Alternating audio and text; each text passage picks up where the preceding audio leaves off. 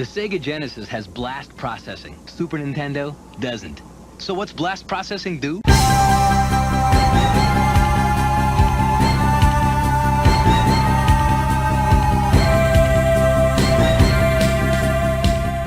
A lo largo de la historia de los videojuegos, han sido muchas las rivalidades que han existido entre distintas compañías y sistemas.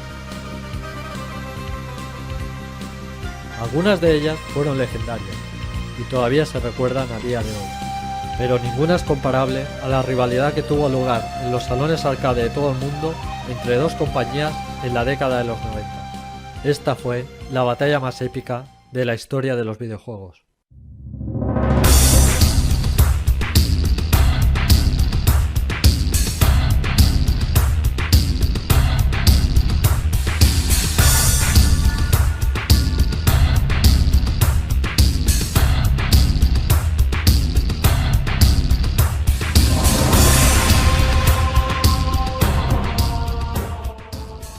En la década de los 90, el género que reinaba en los salones arcade era el de los juegos de lucha.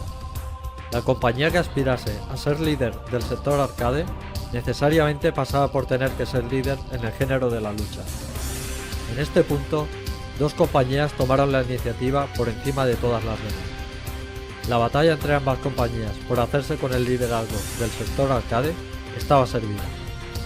La rivalidad que llegó a haber entre ambas compañías no tiene precedentes dentro del mundo del arcade. Los principales beneficiados por este conflicto fueron los jugadores de los salones, que observaban atónitos cómo por parte de ambas compañías no paraban de salir juegos de lucha de increíble calidad, cada vez mejores y prácticamente sin tiempo de respiro entre unos y otros. El resto de compañías se convirtieron en simples espectadoras de la batalla, incapaces de seguir el ritmo que habían impuesto las dos grandes de la lucha. Nivel técnico increíble.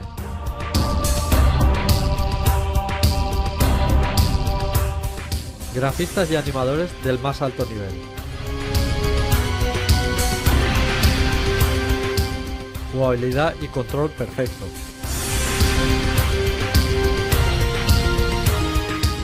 Desarrollo de juegos en tiempo récord.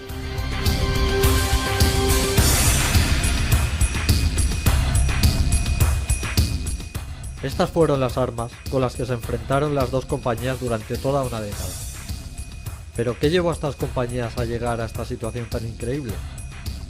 Para entender el cómo y el por qué, vamos a remontarnos a los inicios.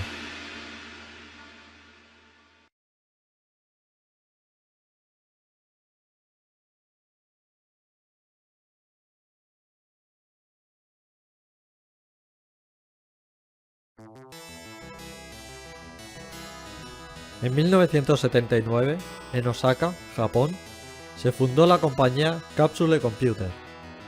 La actividad de esta compañía estaba dedicada al desarrollo y distribución de hardware para máquinas arcade. Y no sería hasta 1983 que empezarían a programar videojuegos. A partir de este momento, la compañía pasó a llamarse Capcom, nombre comercial abreviado de Capsule Computer. Y en 1984 lanzaron su primer juego, Bulgus. Ya desde sus primeros títulos, Capcom demostró un talento enorme, ganándose al público de los salones arcade con juegos de gran calidad. A partir de aquí, la progresión de la compañía fue meteórica. Empezaron a encadenar un éxito detrás de otro y en muy pocos años habían pasado de ser unos desconocidos a ser una de las compañías de referencia. Pero si los primeros años de Capcom fueron buenos, los últimos años de los 80 y principios de los 90 aún fueron mucho mejores. Capcom, paralelamente al desarrollo de videojuegos arcade, también empezó a desarrollar juegos para consola. Capcom tuvo muy buena relación con Nintendo, la líder indiscutible en ese momento, en el sector del videojuego doméstico. Capcom llegó a un acuerdo con Nintendo para desarrollar títulos exclusivos para su máquina, un acuerdo que benefició enormemente a ambas compañías. De vuelta a los salones arcade, a finales de los 80, principios de los 90, el género estrella eran los beat 'em up, y decir beat 'em up era decir Capcom. En 1989, Capcom reinventó el género con Final Fight.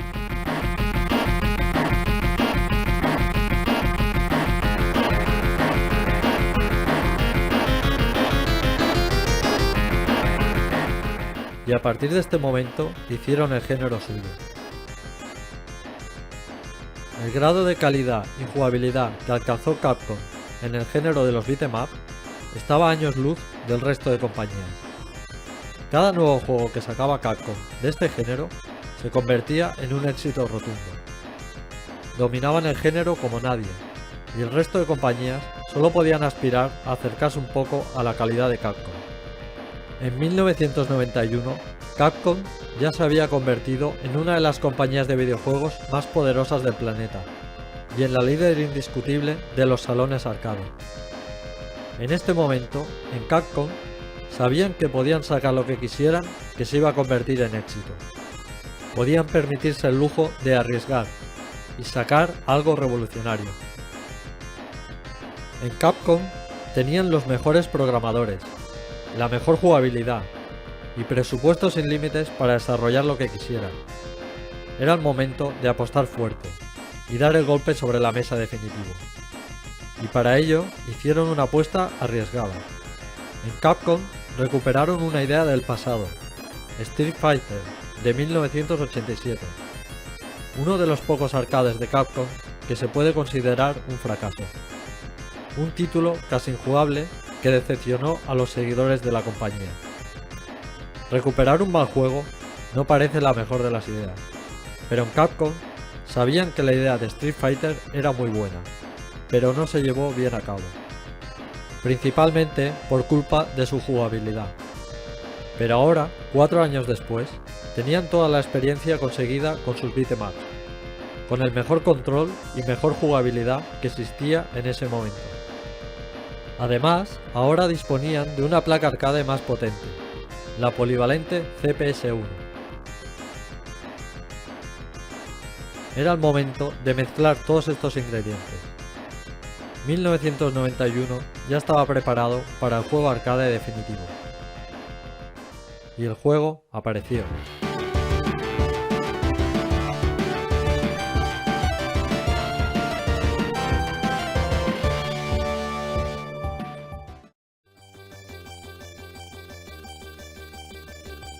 En cambio, la trayectoria de SNK fue muy diferente. La compañía fue fundada en 1978, bajo el nombre de Shin Nihon Kikaku Electronic, cuyas siglas eran SNK. Al igual que Capcom, SNK comenzó como fabricante y distribuidor de componentes para arcades, pero ya ese primer año se hizo un primer intento por realizar un videojuego con Beacon Block. Pero no sería hasta el año siguiente, 1979, cuando sacarían el que se considera el primer videojuego de la compañía, Ozma Wars. A partir de ese momento, se centraron principalmente en el desarrollo de videojuegos arcade. Juegos de bastante calidad, y en muchos casos muy originales y novedosos, pero que no solían despuntar. Al contrario que Capcom, que sacaba un éxito tras otro, SNK fue mucho más discreta. Aunque sí tuvo sus momentos de gloria, con títulos muy reconocidos, pero no fueron muchos. Y SNK nunca estuvo al nivel de las grandes compañías del sector. Pero en 1990, en SNK se deciden a dar el gran salto. Para ello, se asocian con la compañía Alpha Denshi, con gran experiencia en el desarrollo de placas arcade, para fabricar un nuevo sistema arcade totalmente revolucionario, el sistema Neo Geo. Una placa arcade tremendamente potente para la época, pero que lo realmente novedoso era su sistema de cartuchos intercambiables. Mientras que el resto de compañías tenían que fabricar una placa exclusiva para cada juego, con Neo Geo teníamos una placa estándar y los operadores solo tendrían que ir cambiando los juegos en cartuchos por separado, reduciendo muchísimo los costes para los operadores, así como el tamaño para almacenar.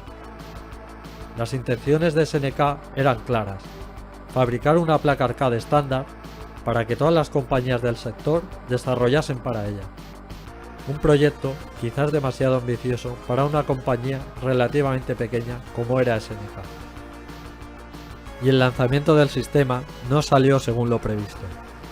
Los 2 primeros años de Neo Geo, ninguna compañía quiso desarrollar para ella, y tanto SNK como su socia Alpha Denshi se vieron forzadas a desarrollar la mayor cantidad posible de juegos en muy poco tiempo, para intentar mantener su sistema a flote. Ese fue uno de los motivos por el que muchos de los títulos de primera jornada de Neo Geo no tienen la calidad que hubiera sido deseable. Además, se encontraron con otro problema. El género de moda en ese momento era el beat'em up, un género en el que SNK prácticamente no había tenido experiencia en el pasado, y ahora había una compañía que estaba arrasando en este género, y con la que era imposible competir. Aún así, SNK hizo algunos intentos en este género, con unos resultados lamentables. Eran juegos con un buen nivel técnico, pero desastrosos a nivel jugable. Se notaba la falta de experiencia de SNK en el género.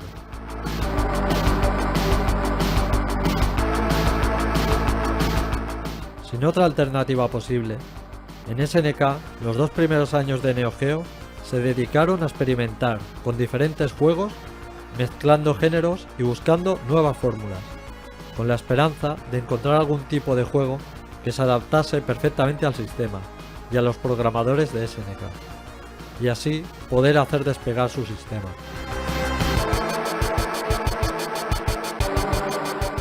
Los primeros años de Neo Geo salieron algunos de los juegos más extraños de todo su catálogo.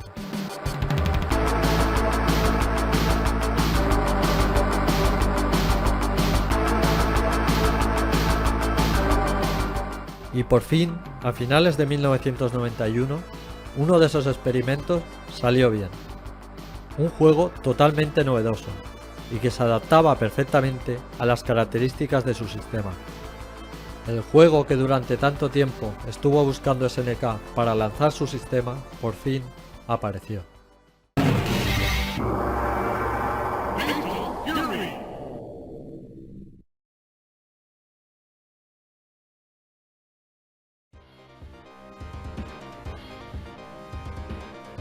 Street Fighter 2 fue el primero en salir. El título de SNK salió pocos meses después, pero ambos juegos tuvieron un desarrollo simultáneo, por lo que no pudieron copiarse entre ellos.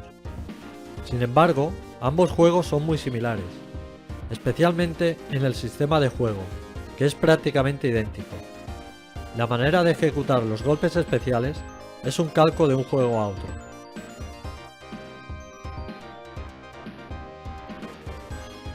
El hecho de saltar con el stick en vez de con un botón, que era lo habitual en la época, y poder cubrirse dando al stick hacia atrás, hacía pensar que todo esto no podía ser casualidad. Y la explicación es que ambos juegos están relacionados entre sí. Y esa relación se llama Takashi Nishiyama. Takashi Nishiyama trabajó en Capcom y en 1987 fue el creador del primer Street Fighter. Pero en 1988 abandonó la compañía y pasó a formar parte de las filas de SNK, y fue el creador de Fatal Fury. Es por esa razón que ambos juegos son tan similares, parten de la idea de la misma persona. En 1991 nos encontramos con 2 compañías que han desarrollado 2 juegos muy novedosos y revolucionarios, y además muy similares entre sí. Sin embargo, el título de Capcom parte con mucha ventaja. Street Fighter 2 es un juego espectacular a nivel gráfico para la época, con personajes bien diseñados, animaciones increíbles en su momento y escenarios muy detallados. A nivel sonoro era impresionante, con gran cantidad y calidad de voces y efectos de sonido, y las melodías que quedaron grabadas a fuego en la memoria de todos los jugadores de aquella época. Pero donde de verdad destacaba este título era en la jugabilidad. Toda la experiencia conseguida por Capcom con sus beat'em ups en los últimos años la habían volcado en este título, consiguiendo un juego con una jugabilidad perfecta en su primer intento serio. De hecho, todo el juego era casi perfecto. y digo casi porque el juego tenía un pequeño fallo. Un error de programación que Capcom no detectó en la fase de testeo. Pero por increíble que parezca, incluso los defectos de este juego se acabaron convirtiendo en virtudes. En Capcom no se dieron cuenta de que los golpes especiales tenían prioridad sobre los normales. De tal manera que si ejecutábamos un movimiento normal y al mismo tiempo uno especial, este último cancelaría la animación del primero, encadenando ambos golpes de manera consecutiva e imparable para el rival. En Capcom, por un error de programación y sin darse cuenta, habían inventado el sistema de combos. Sistema que adoptarían la práctica totalidad de los juegos de lucha del futuro. Esto hizo aumentar aún más la leyenda de este título, que rápidamente se convirtió en un fenómeno de masas, y batió todos los récords de recaudación que había hasta ese momento. Capcom no podía comenzar mejor con este nuevo género.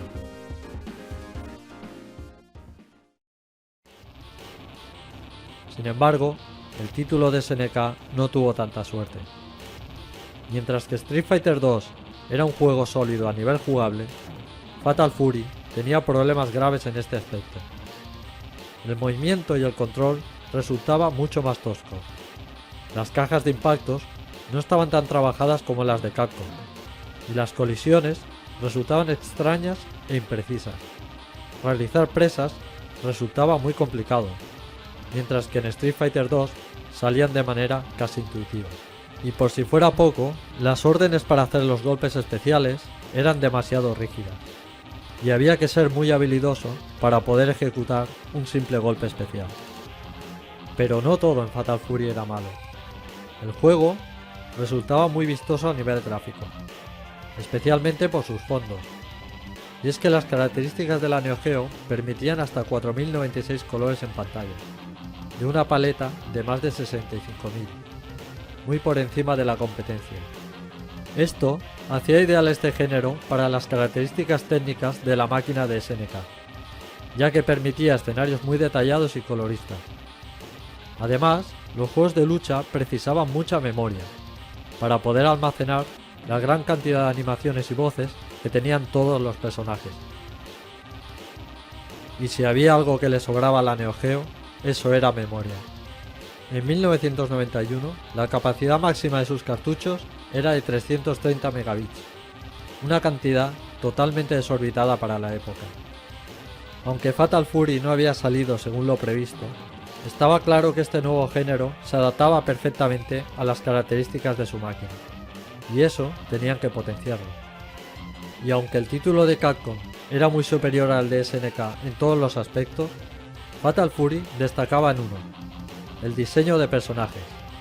SNK demostró un talento especial en este aspecto, consiguiendo personajes muy carismáticos, especialmente su personaje principal, que se alejaba mucho de los típicos estereotipos de aquella época, como los clásicos maestros en artes marciales, para mostrarnos un personaje mucho más cercano, con una vestimenta muy noventera y juvenil, con la que cualquier jugador de aquella época se sentía perfectamente identificado. Fatal Fury no tuvo mucho éxito, pero Terry caló entre el público y se convirtió en el personaje emblema de la compañía. Llegados a este punto, nos encontramos que en 1991 dos compañías son las pioneras en este nuevo género, aunque para ser sinceros, ni Capcom ni SNK inventaron nada nuevo. El género de la lucha es casi tan antiguo como los propios videojuegos, pero es un género que nunca ha llegado a funcionar. La idea de enfrentar a dos rivales con fuerzas equilibradas en un combate táctico siempre resultó atractivo para los programadores, pero nadie encontró la fórmula para llevarla a cabo de manera correcta. Incluso las propias Capcom y SNK hicieron intentos en el pasado con muy poca fortuna.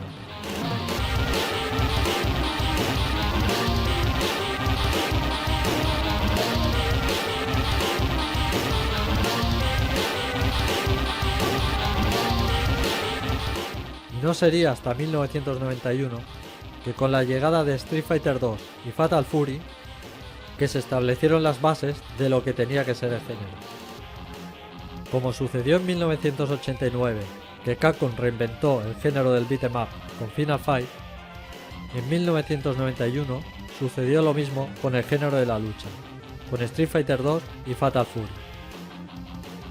Simplemente por una coincidencia en el tiempo, en que dos compañías han desarrollado un nuevo tipo de juego al mismo tiempo, ha hecho que dos compañías que hasta ese momento nada tenían que ver, cruzaran sus caminos para iniciar una rivalidad entre ambas como nunca se ha visto. A partir de este momento, ambas compañías van a concentrar todos sus esfuerzos en el género de la lucha, con la intención de ser los líderes indiscutibles. Capcom parte con mucha ventaja, pero SNK tiene mucho margen de mejora, y van a conseguir avances increíbles en muy poco tiempo. Pero mejor no adelantemos acontecimientos. Esta es otra historia que contaremos más adelante. De momento, nos quedaremos con que a partir de este momento comienza la batalla.